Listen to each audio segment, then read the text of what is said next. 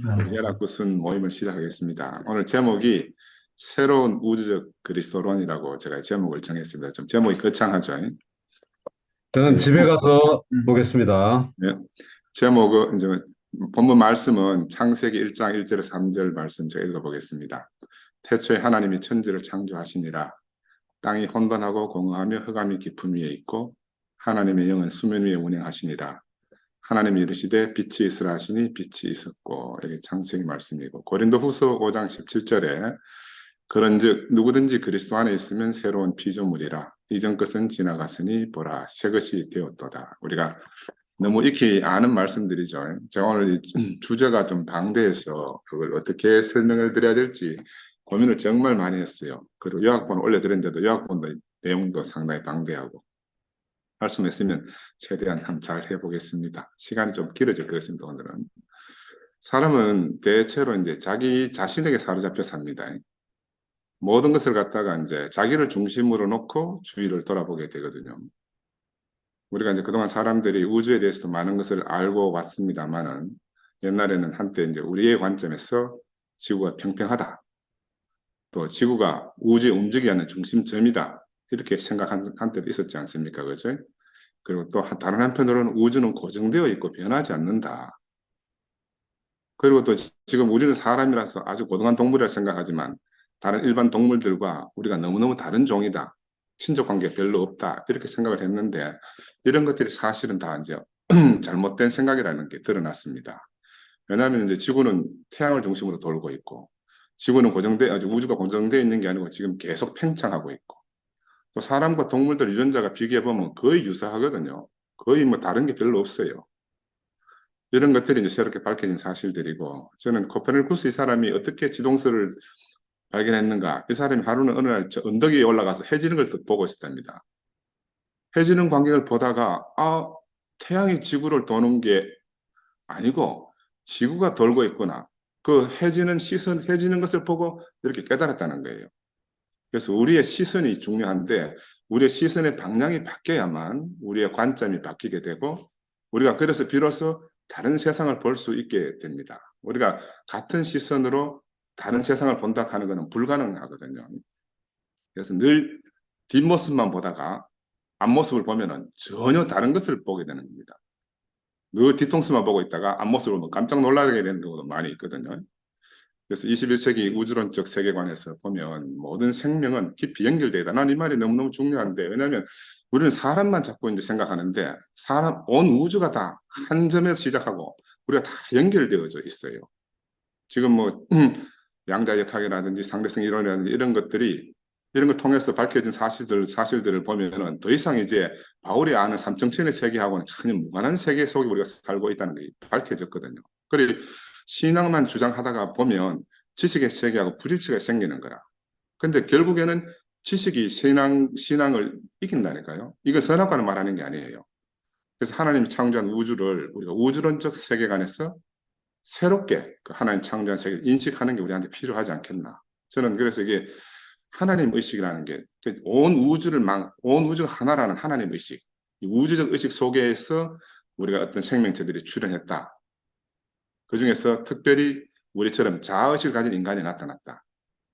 이 자아의식이라는 게 뭐냐 하면은 자기를 보호하려는 본능이 있는 종족이에요. 자기 보호 본능이 있는 게 자아의식이거든요. 이걸 성경적 계시 안에서 보면 선악과를 먹은 인간이 나타났다. 이렇게 되는 거라. 선악과를 먹은 인간은 자기를 보호하기 위한 인간이잖아요. 그죠? 근데 이게 정상적으로 나타난 인간이 자아의식을 가질 수밖에 없거든요. 그래서 자기 보존을 위해서 사는 사람들, 이 사람들이 자아의식을 가진 인간인데, 그런데 바로 이게 호모사피엔스, 이 자아의식을 가진 인간의 한계를 뚫고 선악과의 세계를 넘어서서 우리 인생들을 새로운 단계로 도약시켜주기 위해서 예수가 오신 거잖아요. 다른 말로 말하면 새 인류를 위한 첫 사람이 나타난 겁니다. 우리가 자꾸 이제 같은 사람을 생각하니까 문제가 생기고 나와 다르기 때문에 자꾸 신이라고 생각하는데 이건 전혀 다른 개념에서 접근해 볼 수가 있다. 성경적으로는 마지막 사람 아담이 나타난 거고 진화론적 세계관에서 보면 새로운 인간종이 출현한 겁니다. 나는 그걸 고민을 많이 했어요. 아까 시작 전에 이야기했지만 우리가 호모사피엔스인데 영장류 12종류의 영장류가 있다가 제일 마지막 진화한 게 우리 호모사피엔스거든요. 이 호모 사피엔스에서 새로운 종이 탄생했어요. 새 사람이라고 아까 그리스도 안에서는 모든 게 새로운 피조물이다 말은 그 새로운 피조물이 뭐냐? 이 호모 그리스도 이렇게 표현하고 싶은 생각이 너무너무 드는 거라. 우리 모든 인간은 다 그리스도 안에서 새롭게 창조된 거예요. 새로운 종이라. 껍데기는 똑같은데 우리가 진화라는 게 여기 자연 진화라는 게 있어요. 물고기에서 뭐 양서류가 되고 양서류가 파충류 되고 파충류가 뭐 포유류가 되고 그 사람이 나오고 이런 이제 자연 진화가 있는 반면에 문화적 진화하는 게 있습니다. 방금 말씀드린 것처럼 껍데기 모양은 우리가 똑같은 사람이지만 그 내용이 완전히 다른 사람으로 진화하는 게 이게 문화적 진화라고 그렇게 말해요. 그래서 예수는 새로운 생명의 세계로 우리를 하여금 하나님 의식, 우주적 의식, 초월 의식 속으로 우리를 옮겨주신 거라. 자기 의식 속에 갇혀 살던 선악의 세계에서 헤어나지 못하던 이런 인간들을 자신의 품에 안고 십자가의 죽음을 통해서 바로 새로운 세상, 새로운 세계를 우리에게 열어주셨습니다. 지성소의 휘장이 위로부터 찢어져 가지고 하나님과 사람이 하나 되는 이 놀라운 세계 안으로 우리를 품고 경계를 넘어서 순간 이동을 시켜준 거예요. 야, 그럼 우리는 너무너무 다른 세계 안으로 지금 이동한 겁니다. 그래서 우리가 이제 이 예수의 삶을 본받아서 이 생명 주는 영이신 이 그리스도 안에서 그 새로운 인류, 다른 말로 말하면 제3의 인류라고 말할 수도 있고 진화되고 성숙한 새 인류의 대열에 우리가 들어가는 열매들이 된 거예요. 그래서 나는 막 이거 생각해 보니까 막 너무너무 가슴이 벅차요. 우리가 성경적 언어로 표현도 되지만 사실은 세상에 있는 많은 언어들도 우리가 다 포함해서 우리 자신을 표현할 수 있어야 됩니다. 그래서 제가 오늘 형제들이 좀 부담을 가질지 몰라도 제가 다른 이런 내용들을 말씀을 드리게 되는데 창세기 1장 1절에 태초에 하나님 천지 창조하시다 이렇게 시작하잖아요. 천지라는 말은 하늘과 땅이라는 말인데 나는 이게 너무너무 이제 우주론적 세계 안에서는 이게 좁은 의미인 거라. 그래서 이 말씀을 태초에 하나님이 우주를 창조했다 하는 의미로 우리가 새롭게 받아들여야 된다고 말씀을 드리는 겁니다.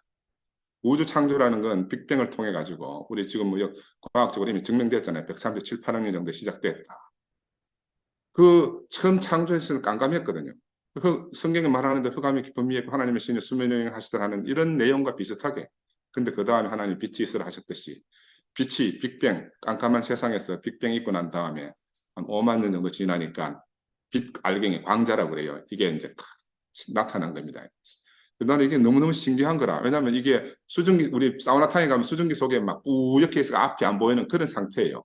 그러다가 사우나 문을 열고 나오면은 환하게 보이잖아요. 안개 속에서 밝아지 바로 빛이 그렇게 탈출되어 나오는 게 이제 한 5만 년 정도 지나고 났어. 그런 이런 현상들이 생겼고 뭐 이거 자세하게 다 말씀드릴 수는 없지만 이게 이제 우리가 새로운 우주 관측 기구로 38만 년 정도 지나가지고 우주 배경 복사로 이 빛을 측정 가능해졌고 이 빛이 이제 전자의 방해를 받지 않고 막 퍼지기 시작하고 지금 오늘 우리한테까지 왔는데 지금 137, 8억 년 전에 빛이 우리한테 도달한 거예요. 그래서 이런 사실들은 뭐 자명한 사실이니까 그래서 이런 이제 여러 가지 과정을 통해 가지고 별도 탄생하기도 하고 태양계가 탄생하기도 하고 지구도 한 45억 년 전에 탄생했다. 지구 탄생하고 난 다음에 뭐 많은 과정이 지나서 무생물에서 생물로 이렇게 막 단세포도 나오고 탄소 중심으로 유기체 같은 그런 동물들이 나오고 우리가 이제 200만 년 전에서 한 10만 년 전에 나타났다. 이게 이제 이걸 한마디로 말하면 창세기에 기록된 인류 탄생의 어떤 계략적인 사건이 우리가 이제 과학적으로 이렇게 증명이 된 거예요. 이런 우주론적 세계관에서 보면은 성경은 분명히 우리를 계시를 하나님이 우리의 어떤 목적을 위해서 인생을 창조되었다 이렇게 기록되어 있지만 이런 이제 과학적 세계관에서 보면 그렇지 않을 수도 있다는 것을 우리가 이제 한번 생각해 봐야 된다. 그래서 근데 이제 문제는 뭐냐면 이런 사실, 과학적 사실을 부인한다고 해서 이게 없어지는 게 아니거든요. 빅뱅으로 인해 가지고 우주 탄생부터 호모사피엔스, 인간의 출현까지 이걸 다 포함할 수 있는 나는 새로운 세계관으로서의 그리스도론이 지금 필요하고 그게 있잖아요. 우리가 아니면은 누가 이런 그리스도를 새로운 그리스도를 살아내겠냐 하는 게 저는 너무너무 하여튼 새로운 가슴이 뛰는 그런 일로 보이더라고요. 역사에서 보면요. 지식이 절대로 신앙을 이길 수 없다는 건 우리가 너무너무 자명하잖아요. 왜냐하면 지식은 끊임없이 발전하는데 신앙도 발전해야 되는 거라. 발전하는 지식을 포함하고 품이 안고 갈 수 있는 그런 새로운 신앙관이 나는 필요하다고 생각이 들고 200만 년에서 400만 년 전 영장류가 나타났는데 영장 12종류의 영장류가 나타났는데 머리가 커지고 커지고 커져가지고 최종적으로 승리한 게 호모사피엔스예요. 이게 한 5만 년에 20만 년 전에 나타났는데 이 호모사피엔스가 출현했다 하는 것은 무슨 말이고 하면 그 전에 인간하고 호모사피엔스 차이점이 뭐냐? 그 전에 인간은 1차 의식밖에 없어요. 1차 의식. 우리는 고차 의식을 가진 동물이거든요. 1차 의식과 고차 의식이 어떤 차이가 나는가 하면 고양이들이나 뭐 우리 개 같은 거 보면요. 1차 의식밖에 없어요. 그러니까 자기 눈에 딱 보이는 순간밖에 인지를 못해. 그 순간 끝나면 다 잊어버려요. 그런데 사람은 고차의식이 있기 때문에 언어가 있어가지고 과거, 현재, 미래를 언어적으로 동영상을 만들어가지고 기록해내는 거라. 이게 이제 고차의식이라. 나머지 이제 1차 의식은 스냅 사진으로 탁 찍고 끝나버리면 돌아서면 다 잊어버려요. 근데 이제 문제는 뭐냐 하면은 이런 고차의식을 가진 인간이 자아의식이 생기잖아요. 과거를 알고 현재를 보고 미래를 생각하다 보니까 내가 누구지 하는 이런 생각이 드는 거라. 고차의식을 가진 이 인간은요. 분명히 너무너무 새로운 존재인데 이제는 자기가 옛날로 돌아갈 수 없는 그런 존재가 됐어요. 왜냐하면 진화는 한 방향으로밖에 안 일어나니까. 그럼 자아의식이 생겼다는 말은 이 거대한 자연하고 자기가 분리됐다는 거예요. 엄청난 크기의 이 세계에 압도당하는 두려움이 생기니까 우리 아이들 키워보면 우리 지구 손자들 키워보니까 이 엄청난 세계에 자기가 얼마나 불안하겠어요. 그러니까 부모가 필요하고 보호자가 필요하고 다 필요하잖아. 그죠? 그래서 이제 자기 자신에게 생각해 보기도 하고 우리의 사람의 목적, 의미, 운명 이런 질문들도 할 수가 있다고 생각이 들고 그래서 자기들은 누구, 바깥에 있는 세계와 관계는 어떻게 되는가 이런 거 고민하지 않겠습니까? 자아의식을 가진 이 인간은 진화하면 할수록 두렵고 힘든 그런 고통을 함께 품고 살 수밖에 없거든요. 너무너무 이 불안이 크기 때문에 너무 인간들이 이것을 감당하기 어렵고 자기 자신들의 능력을 초월하는, 넘어서는 것으로 느껴졌어요. 그래서 세월이 흐르면서 뭐 정령 숭배의 사상도 생기기도 하고 신들을 찾아서 신들을 숭배하는 사상 이런 것들이 생기는데 저는 이런 장면 두렵고 떨리고 힘들어하는 이런 모습 안에서 창세기에 보면 남자는 땀 흘리는 수고를 해야 되고 여자는 해산하는 고통을 가지고 나는 엉겅퀴를 낼 것이라 하는 이런 상태 속으로 이제 이 진화 사람이 이제 떨어지게 된 거예요.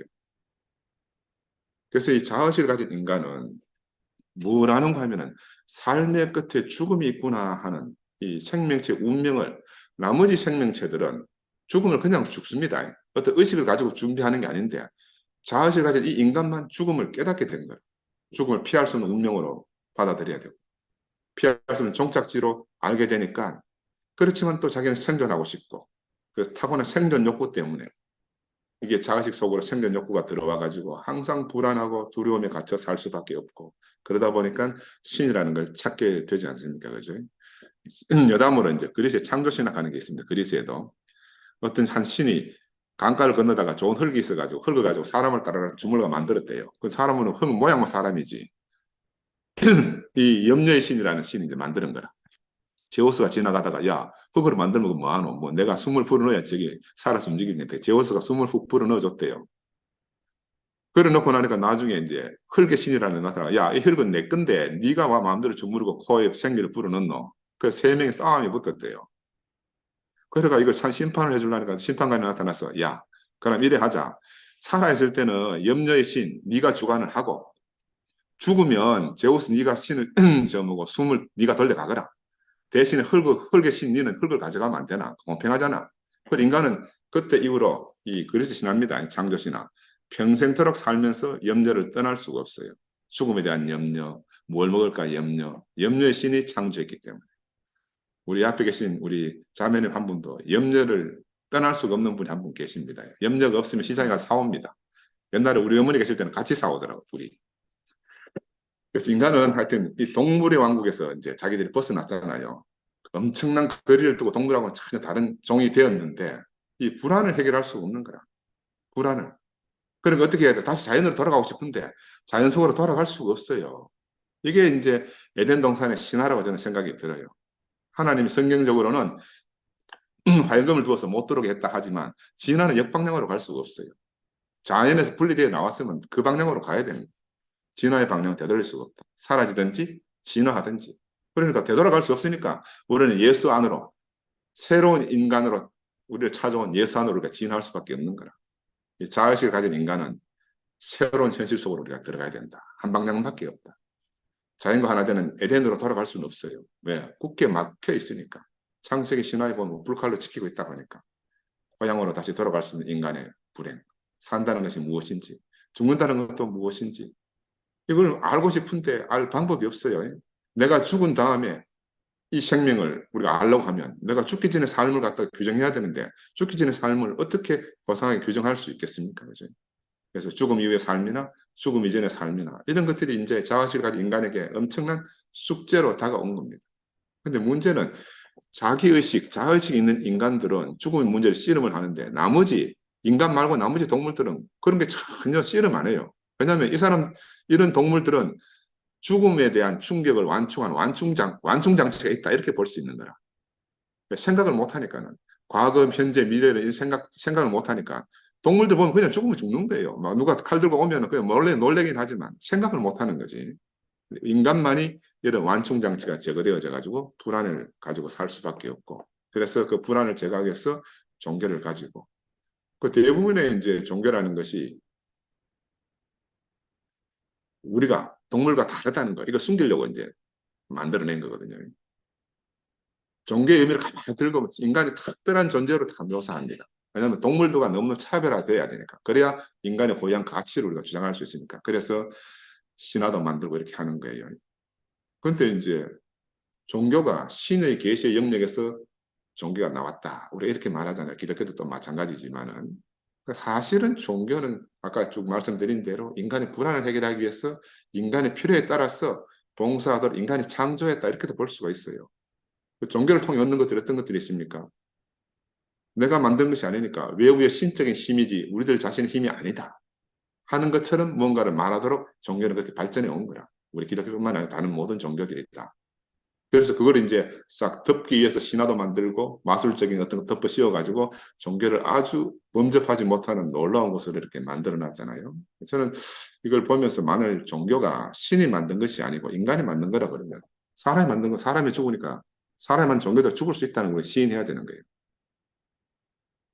그래서 어떤 의미에서 보면요. 종교는 사실, 진리 이런 것들을 추구하는 것이 아닙니다. 종교라는 게. 종교는 자기 안전 때문에 인간이 만드는 거니까 안전이 종교의 궁극적 과제라고 생각할 수 있어요. 우리도 지금 우리가 정말 가슴에 손을 딱 얹고 한번 생각해 보면 우리가 지금 새 조각 났는데 우리가 정말 궁극적 진리 때문에 우리가 괴로워하나 아니면 우리가 가졌던 안전이 깨져서 우리가 이렇게 힘들어하나 이런 거 한번 좀 생각해 볼 숙제라고 생각이 들고요. 그래서 모든 종교 체제 안에서는 사람들이 생각할 때 자기들만이 하나님에 대한 참된 이해를 가지고 있다 이렇게 주장합니다. 우리만 유일한 참된 교회다 이렇게 말하기도 하고요. 우리의 전통만이 구원에 이르는 길을 갖고 있다 이렇게 주장하는 열렬한 신봉자들도 생기기도 합니다. 그건 자세히 보면요. 종교가 변화하는 데는 어떤 문제가 있는가 하면 어떤 새로운 신적 계시가 새롭게 와가지고 종교가 변화하는 게 아니에요. 우리 인간이 처한 상황들이 변하기 때문에 이 처한 상황에 맞추어서 종교가 새롭게 늘 변신해 가는 거라. 이건 역사 안에서 다 증명된 거예요. 종교는 시대에 맞추어서 변화할 수밖에 없거든요. 변화하지 않으면 도태되니까. 그래서 이 변화하는 시대에 맞추어서 인간 경험이 변화하기 때문에 이런 일이 어쩔 수 없이 온다.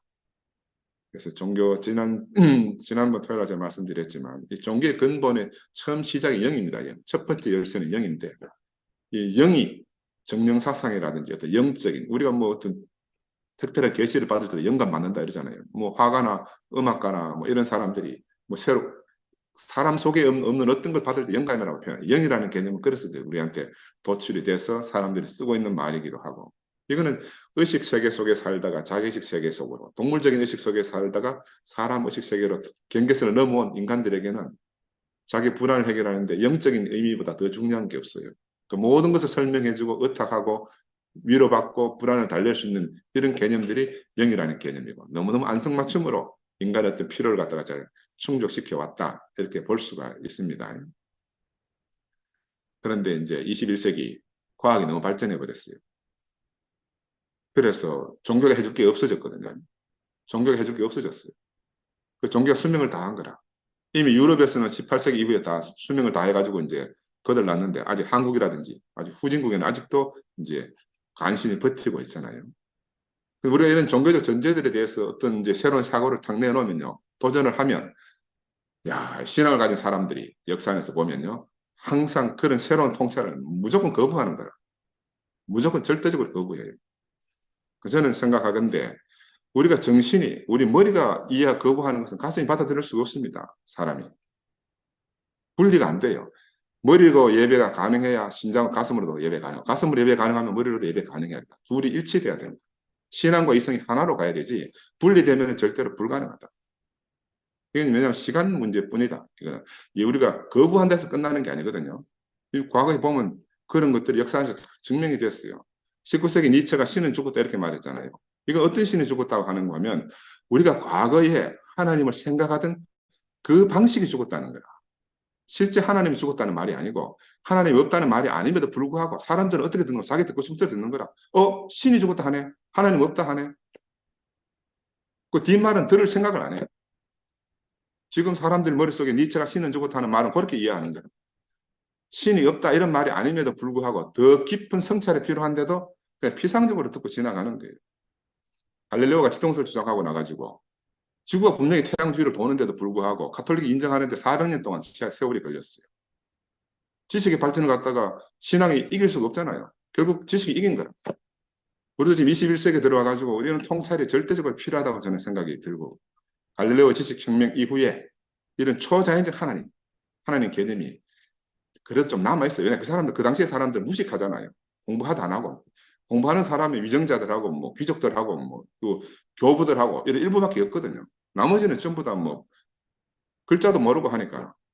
그런 사람들 덕분에 한 400년 동안 갈릴레오 지동설이 그래도만 신앙으로 막 좀 누르고 있었는데, 지금은 그런 문명이 다 사라졌잖아요. 21세기 우주론 시대는 더 이상 하나님이 하늘 높이 있다 이야기할 수가 없어요. 아니면 저 바깥에 어디 있다 아무도 안 믿어. 왜? 우주인들이 앞으로 타고 가서 보니까는 하나님 우주에 안 계시더라고 그러는데 뭐. 그냥 놀리는 말로 뭐라고 하는 거 하면 하나님의 집을 잃은 노숙자가 됐대. 하늘에 집이 하나님 계실 곳이 없으니까 하나님 노숙자 됐다. 이렇게 비아냥거리는 거라. 그러다가 이제 집 없는 하나님 되었다가 이제는 집이 문제가 아니고 하나님 자체가 있느냐 없느냐 이런 문제까지 제기하게 되는 거라. 하나님이 도대체 존재하냐? 하나님 존재 자체의 실체를 묻게 되는 심각한 지경에 우리가 도달했다는 거예요. 왜냐하면 지금 이스라엘과 하마스 전쟁을 보더라도 야 그러면 너가 믿는 하나님 정말 있냐? 네가 말하는 그 하나님 있으면 저런 일을 어떻게 두고 볼 수 있겠냐? 이렇게 말하면 우리가 답이 없어요. 그래서 우리가 가지고 있는 하나님 개념을 완전히 새롭게 정립해야 됩니다. 문제는 갈릴레오가 죽던 해에 1662년도에 아이작 뉴턴이라는 놀랄만한 인간이 하나 태어났습니다. 얘가 또 이제 이상한 자연 법칙을 발견했어요. 자연 법칙. 그리고 우주가 만유인력 법칙을 발견해가지고 이 온 우주가 어떤 법칙에서 돌아간다. 하나님이 뭐 주관하고 하는 게 아니다. 뭐 성경에 나오는 것처럼 하나님이 갑자기 해를 딱 멈추게 한다든지 하늘에서 막 불을 내린다든지 뭐 이런 일이 있을 수 없다. 그 초자연적 개입을 하나님 할 수 없다. 뉴턴이 그렇게 어떤 하나님을 실업자로 만들어보는 거라. 뉴턴이 오기 전에는 하나님 그런 일을 할 수 있다고 다 믿었는데 하나님 그런 일을 할 수 없는 존재라고 딱 뉴턴이 새롭게 자연 법칙을 통해서 증명해 버렸어요. 야, 그러니까 하나님 갈릴레오 때문에 노숙자 됐지, 뉴턴 때문에 실업자 됐지. 하나님 갈 곳이 없어졌어요. 우리 어디 가서 하나님 찾겠습니까? 이건 현실입니다, 현실. 현실이에요. 그 문제는 그러고 그 충격이 가시기도 전에 찰스 다윈이라는 놈 나타나가지고 종의 기원을 딱 써가지고 인간이 진화했다는 거예요. 하나님 창조의 대상물이 아니라는 거예요. 그래가 또 진화하는 창조로 내가 막 다 난리 덕거통 아닙니까? 원숭이보다 조금 나은 존재라는 거라 인간은. 성경에는 천사보다 조금 못한 존재라고 말하는데 다인은 아니다. 우리 원숭이보다 조금 더 나은 존재다 이렇게 말하는 거예요. 근데 부정할 수가 없는 사실이거든요. 그래서 지질학, 생물학, 물리학 이런 과학이 막 발전하고 우리 인식론을 쏙들이쳐 바뀌어버리잖아요. 기술의 발달 이런 것들이. 그럼 우리가 이 신앙을 가진 우리가 이런 바깥 세계가 엄청나게 변화하는데 그냥 막 말도 붙들고 막 계속 살아야 되냐는 거예요. 그래서 우리가 우리의 시선, 제가 말씀드린 우리의 시선을 바꿔야 된다. 우리의 관점을 바꿔야 된다. 그래 우리 새로운 세계관으로 살 수가 있다. 제가 이제 그런 말씀을 드리려고 하다 보니까 야, 그래 원숭이보다 조금 나을 것이 없다는 사실 그 당시에 기독교인들에게 엄청난 충격이기도 하지만 우리 대국의 어떤 분에게도 충격이잖아요. 그래 늘 하시는 말씀이 야, 네 조상이 원숭이면 좋겠냐? 달성공원에 가서 가면 네가 원숭이 보고 조상이라 해봐라. 이렇게 조롱하시잖아요. 야, 근데 그 조롱한다고 해서 있는 사실이 없어지는 게 아니거든. 그래서 이 서구에서 종교가 쇠퇴해가는 그 죽음 이후의 생명에 대한 확신이 쇠퇴해 가버렸잖아요. 이제 아무도 죽음 이후의 생명 뭐 이런 거 사람들이 안 믿거든요. 있는 것도 안 믿고. 왜 그렇게 됐나? 우리 발전된 세계관 속에서 하나님이 계실 자리가 없어진 것이고, 둘째는 우주의 작동 원리가 하나님의 초자연적 능력에 대한 기대를 사라지게 만들었어요. 또 우리 인간의 기원이 하나님이 창조해서 쭈물딱쭈물딱해서 만들어가지고 숨을 코에 불어넣었다 이런 게 아니고 자연의 진화론 하에서 우리가 진화되어 왔다. 이게 이제 자명하게 밝혀진 거라. 그럼 그걸 내가 부정한다 안 한다 그게 중요한 게 아니에요. 내가 말씀드린 오늘 우리가 한번 생각해 보자는 거예요. 우리가 시선을 한번 바꿔보고 관점을 한번 다르게 한번 보자는 거죠. 그럼 우리는 우리가 영원한 가치를 지니고 이 세상에 왔다 하는 이런 인식도 우리가 새롭게 생각을 바꿔봐야 되는데 그럼 우리는 어디로 가노? 유실론적 하나님 저 밖에 계셔가지고 항상 내가 부를 때 와서 도와주고 하는 이런 하나님이 사라지니까 초자연적 하나님도 사라졌어. 너 이제 뭐 수능 잘 책에다가 기도할 대상도 사라졌어. 어? 그럼 뭐 하나님 갑자기 사라지는 상실감을 감당할 수가 없잖아요. 유럽에서는 그래서 뭐 일찍부터 막 종교 없는 세상에서 종교 없는 사람들로 살아가잖아요. 더 이상 종교가 없어졌어. 그런 종교가 없었다는 거야. 그런 유실론적 하나님을 믿는 그런 종교가 사라졌다는 거예요. 그 사람들이 종교가 사라지는 어디에 관심을 가졌습니까? 지금 현실적인 삶밖에 관심을 가질 게 없거든요. 그러니까 현실적인 삶에서 뭐가 중요합니까? 공정성이 중요한 거예요. 공정성. 그래서 사회운동이 엄청나게 일어나게 된 거예요. 사회운동들이. 19세기, 20세기 들어오면서 인간의 공정성 문제가 되어들어요. 하나님 사라지고 나니까 이제 관심 가질 그거밖에 없었거든. 우리 이 세상에 사는 삶이 유일한 삶이기 때문에 야, 니도 나도 공정하게 공평하게 대우를 받고 살아야 안 되겠나?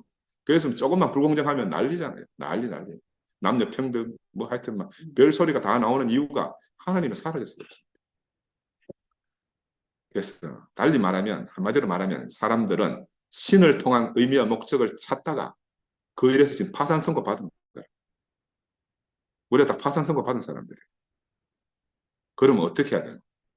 그러나 우리는 이 죽음을 맞이한 종교를 떠나서 하나님을 새롭게 찾아야 된다. 제가 말씀드리는 것은 인공호흡기에 의존해서 겨우 숨쉬고 있는 그런 종교가 아니고 종교 밖으로 또 그렇다 탈출하자는 게 아니고 종교를 통해서 종교를 넘어서서 과거에 여기까지 우리가 알던 그 종교가 전혀 알지 못하던 새로운 곳으로 우리가 새로운 발걸음을 내디디고 나가야 된다. 그러니까 위에 계신 신으로부터 우리 안에 내주하시는 신에게로 우리 마음속 가장 깊은 곳에 계신 그 신에게로 방향을 전환하는 것이 이 코페르니쿠스적 전환보다 더 놀라운 전환이라고 저는 생각이 듭니다. 이게 바로 우리에게 열려있는 유일한 대안이라고 할 수 있습니다. 질문을 해봐야 돼요. 나는 누구이고 하나님 무엇인가? 이 지구 위에 있는 모든 생명체를 지배하는 법칙이 전 우주의 생명체를 지배하고 있거든요. 우주의 별들을 구성하는 그 물질들이 우리 몸을 구성하고 있고 우리 뇌를 구성하고 있고요. 결국 다 같은 거라. 한 점에서 나온 한 물질이거든요. 그래서 우주 속에 있는 모든 물질이 먼 별부터 나와가지고 우리들의 몸과 마음과 내용물의 길이까지 다 구성하고 있거든요. 이게 무슨 말이냐면 우주와 우리가 다 연결되어져 있다는 거예요. 이건 과학이 생명과학, 우주과학이 다 증명해 놓은 겁니다. 서로 상호 의존하고 살 수밖에 없는 거라. 뭐 자연을 보호하자 이런 게 중요한 게 아니고요. 우리가 자연과 사람과 동물과 모든 게 다 하나에서 출발했고 하나로 다 연결되어져 있다. 이걸 이제 하나님 의식, 우주적 의식이라 이렇게 말씀드릴 수가 있어요. 그래서 인간의 생명은 영장류 동물뿐만이 아니고 양배추, 심지어 바닷속에 있는 플랑크톤하고도요. DNA 해보면 별 차이가 없어요. 우리가 DNA가 서로 다 섞여서 사는 거예요. 이 우리 세대의 이 생명과학이라든지 물리적 통찰이 성취한 성취입니다. 우리가 그 별 다르지 않다는 걸 알아야 됩니다. 별 다르지 않다. 그렇지만 이 통합된 하나라는 이 생명과학적 통찰이 있잖아요. 우리에게 너무너무 중요한 거라. 우리가 늘 하나하나 하잖아요. 우리가 분리를 떠나서 장벽을 넘어서 하나하나 하는데 그 왜 하나라고 말하는지 그 기본적인 의식 통찰을 가져야 되는 거예요. 우리 인간이 진화해서 자아의식의 영역으로 들어오고 난 그 순간부터 우리는 어떤 생각을 가지고 있는가? 나는 저 자연과 내가 분리되어 있다. 동물과 내가 분리되어 있다. 이런 생각을 가지는데 이거 다 환상이라. 사람이 자기라고 말하는 것 자체가요. 과학적으로 환상입니다. 환상. 근데 우리는 그 환상 속에서 자기가 자기인 줄 알고 사는 거라. 이게 선악과를 먹고 인간이 하나님 같이 되고 싶은 인간이 된 거 이거 다 환상이거든요. 환상. 성경은 그렇게 말하지만 우리 과학적 진화론 안에서도 충분히 그게 납득 가능하다. 그래서 선악과를 먹고 자아식 속에 들어온 인간이 하나님과 분리됐고 에덴에서부터 분리되어졌다 하는 이런 생각들은 사실은 환상이다. 오류다. 우리는 지금 생명과를 먹고 우주적 의식 속으로 하나님 의식 속으로 그 하나로 연합되는 그런 자리로 우리가 가야 되거든요. 바로 그런 생명과학 시대, 그런 우주과학 시대에 우리가 살고 있는 겁니다. 그런데 우리보다 2000년 전에 먼저 예수가 그런 통찰을 가지고 그런 삶을 우리보다 먼저 살고 우리에게 새로운 인간상이 어떤 인간이 참 인간이라는 걸 보여주고 가신 거죠.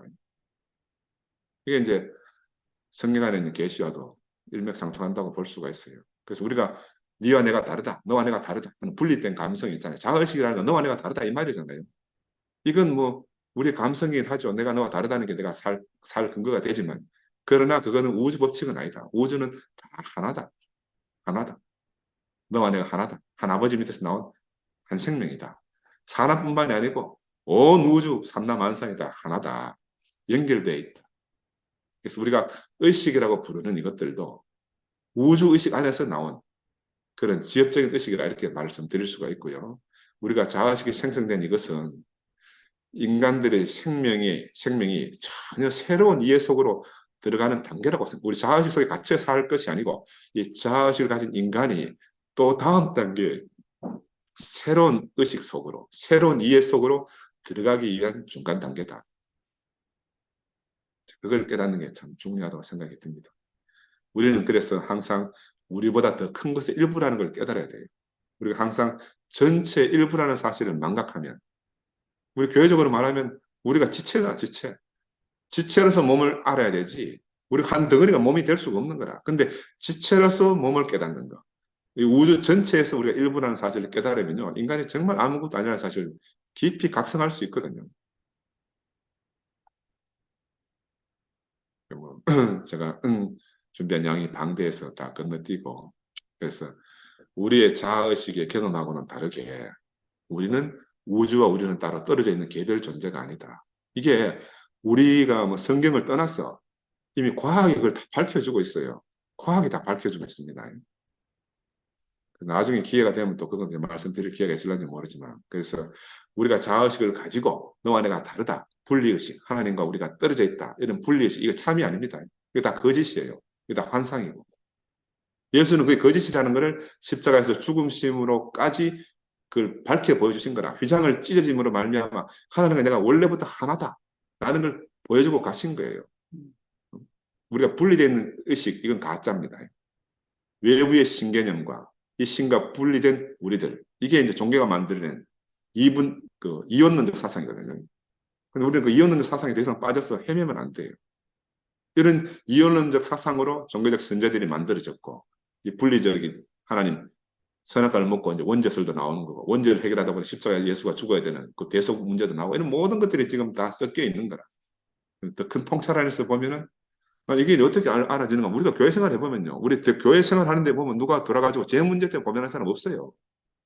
교회 생활 하다 보면은.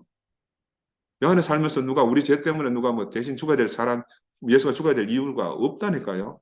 이미 생명세계 딱 돌아보면요. 그런 것들이 다 허구라는 거라. 허구.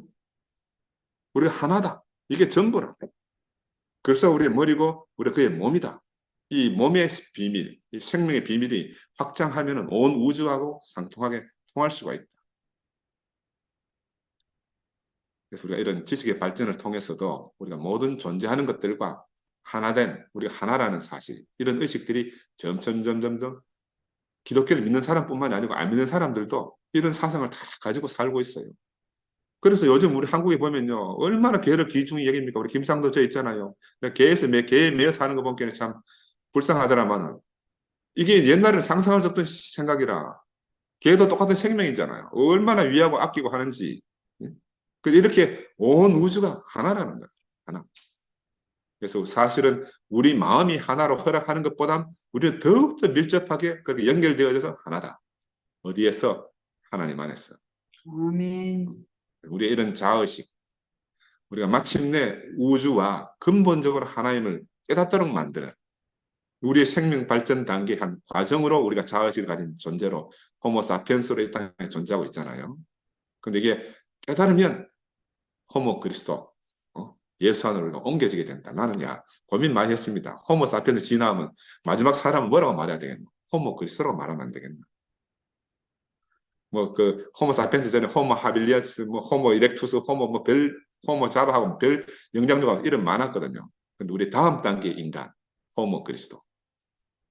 그래서 우리가 하나님 개념에 대해서 다시 한번 생각해 봐야 되는데, 우리가 가지고 있던 기존 개념을 넘어서야 돼요.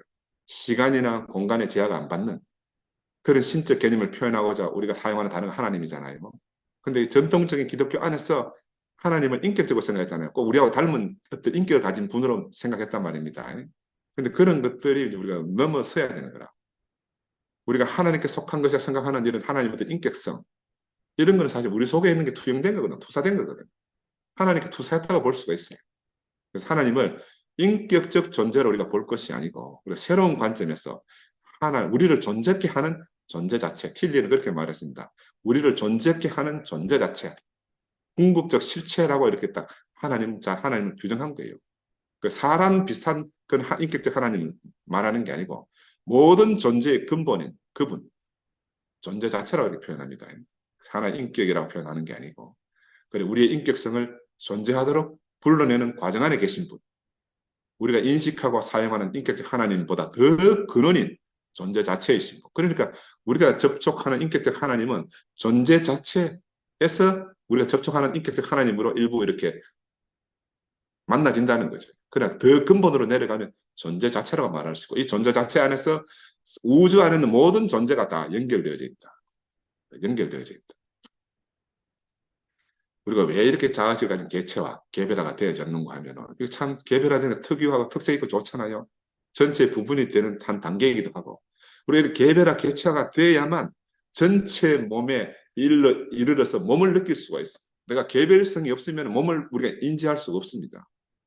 이게 너무너무 중요한 거예요. 그래서 반드시 자아식을 가진 인간을 거쳐서 우리가 생명의식을 가진 예수 안으로, 자아의식 속에서 생명의식 속으로, 선악과 인간에게서 생명과 예수 안으로 우리가 옮겨지는, 그래야 우리가 진짜 몸을 몸으로 알고 우리가 한 몸인 줄, 온 우주적 한 몸인 줄 깨닫게 됩니다. 그래서 우리의 인식은 항상 어떤 분리된 전체, 이 개체화, 우리 각자 개별화된 개체화 과정을 통해서 전체를 감지하는 그런 생명을 우리가 부여받았으니까, 이런 것들을 우리가 이해하면 우리가 지체구나 하는 걸 더 깊이 깨달을 수가 있고요. 오늘 말씀드리면서도 내가 고민 많이 했습니다. 이 언어가 너무너무 제한인 거다.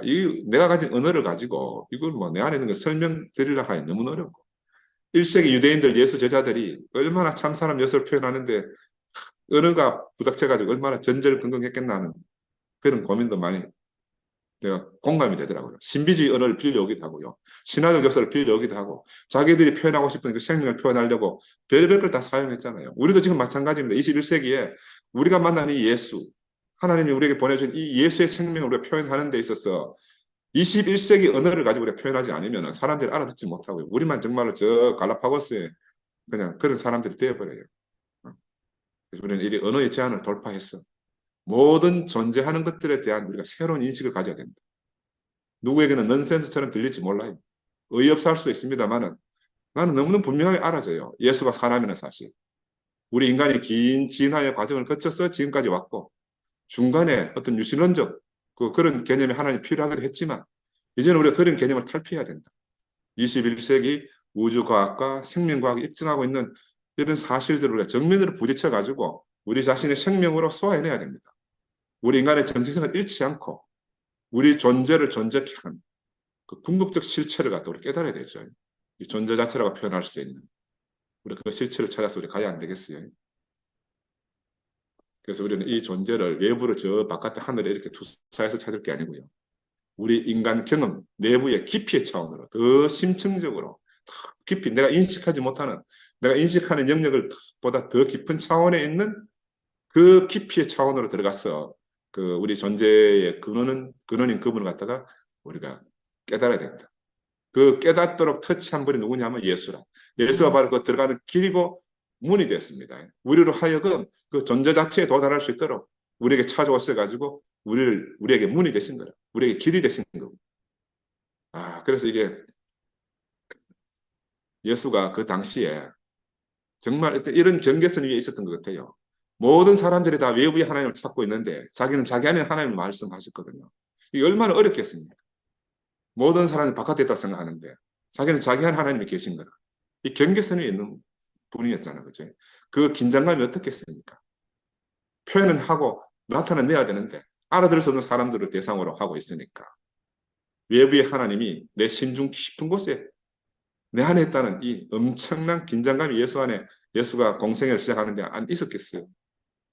야, 그래도 지구는 돈다는 갈릴레오 혼자 소리처럼 지금 제가 말씀드리는 게 저는 외로운 소리일 수도 있다고 생각이 들어요. 그러나 나는 내게 보이는 이건 너무너무 분명해요. 내가 보인 것을 갖다 또 말하지 않을 수가 없는 거라. 내가 목요일 이야기했지만 살라도 얼마 남았는데 뭐 못할 말이 어디 있습니까? 그죠? 죽고 나면 후회할 긴데 뭐 죽기 전에 하고 싶은 말 다 하고 살아야지. 그래서 우리가 늘 추구했던 신적인 차원은 인간적 차원이다. 인간적 차원이다. 기도에서 단락하고 이런 것 다 인간적 차원이다. 종교라는 것은 궁극적으로 하나님이 어떤 분인가 찾는 행위가 아니고요. 그런 의미가 아니고 인간이 무엇인가, 인간의 가치를 찾는 그런 탐구 행위라고 볼 수가 있습니다. 그래 우리는 진짜 종교를 가지자. 진짜 종교는 외부에 있는 신을 향한 여행이 아니고요. 우리 인간성 내부에 깊이 중심에 있는 그분에게로 찾아가는, 그분을 향하여 찾아가는 그런 여행이라고 할 수 있고, 우리가 혼자 분리되어 있다, 떨어져 있다, 막 이런 고독감, 불안감, 이런 두려움을 깨치고 나와야 되죠. 영수가 말하듯이 계란 껍질을 깨치고 나와야 되는 거예요. 그래서 초월하신 분, 그분과 우리가 일치감을 가지고 무시간성 영원 안에 계신 분, 그분 안에 그분 자신 안으로 그분의 의미 안으로 우리가 한 발 한 발 들어가는 그런 여행을 해야 된다. 아마도 하나님은 바로 그런 현존의 하나님이라고 우리가 부를 수 있고요. 인격적 단어를 쓰면 그분이라고 말할 수 있지만 그러나 그 인격적 의미 그보다 더 깊은 곳에 계시는 존재 자체고 궁극적 차원이다. 이렇게 말씀드릴 수가 있습니다. 그런데 뭐 바울이 말하는 의미로 보면 우리가 더 깊은 곳이라는 게 바로 그리스도 아니다. 이렇게 말씀드릴 수가 있잖아요. 그리고 피상적 언어 안에서 보담도 지금 현대 세계 속에 살면서 우리가 현대적 사람들이 쓰는 언어 안에서 우리가 더 깊은 성찰을 하는 게 필요로 하다. 그래서 보편적 의식, 하나님 의식은요. 하나님 우리 안에 계시다는 의식입니다. 우리가 실제로 그런 말을 많이 쓰잖아요. 그런데도 우리가 이걸 말로 딱 하면 사람들이 거부를 해요. 우리가 간증하고 할 때는 다 내 안에 있는 하나님 이야기해. 그 내가 논리적으로 이렇게 말하면 사람이 다 거부하는 거라. 이게 이제 우리가 넘어야 될 선입니다. 이게 내가 아까 말 예수의 경계선 위에 선 예수의 긴장감이라는 말씀드릴 수가 있어요. 하나님 늘 타자로 외부에 계신 것으로 인식되어져 왔잖아요. 근데 이런 외부에 계시다는 이런 가능성이 사라져야 그래 하나님 비로소 우리 내면 안에서 나타나시는 거예요. 아직도 바깥에 있다 하면 우리 안에서 만날 방법이 없습니다. 이 하나님은 인간이 만든 이 경계선들을 초월해가지고 우리가 분리가 아니고 하나님과 일치한 하나를 지향하면 하나님이 언제나 나타나게 되는 거라. 분리된 자아의식 세계에서 선악과의 세계에서의 갇혀있던 우리가 연합된 생명, 예수의 생명 안으로 옮겨지면 하나님은 항상 나타나신다. 아멘. 하나님 우리가 더 이상 분리된 이 고독의 두려움을 넘어서서 새로운 전체 안으로 새로운 의식 속으로 들어오느라 하고 그런 여행 안으로 우리를 부르고 계신 거거든요. 그 첫 여행자가 누구냐면 예수라. 그래서 우리는 종교 이후의 세계로 지금 여행을 시작하고 있다고 볼 수 있습니다. 우리 이제 새로운 관점을 수용해야 되고요. 세상을 새롭게 바라봐야 되고 참 거룩한 것을 말하는 우리가 원래 하나라는 온 우주가 다 하나에서 출발했고 다 하나라는 사실 이런 새로운 방식을 배우는 그런 여행을 우리가 한다 이렇게 생각이 들고요. 이것이 바로 진짜 새 생명의 세계로 들어가는 길이다. 저는 그런 생각이 듭니다. 그래서 제가 프린트물에 넘겨 써놨지만 우리가 지금 모세는 약속의 땅 저 가나안을 바라보는 땅을 산 위에서 바라보고 그냥 서 있었어요. 모세는 바라보기만 했고 들어갈 수 없었습니다. 근데 우리는 지금 바라보기도 하고 거기를 성큼성큼 걸어서 들어가야 됩니다. 그런 세계로 부르신 주님을 찬양합니다. 아멘. 제가 하겠습니다. 아멘.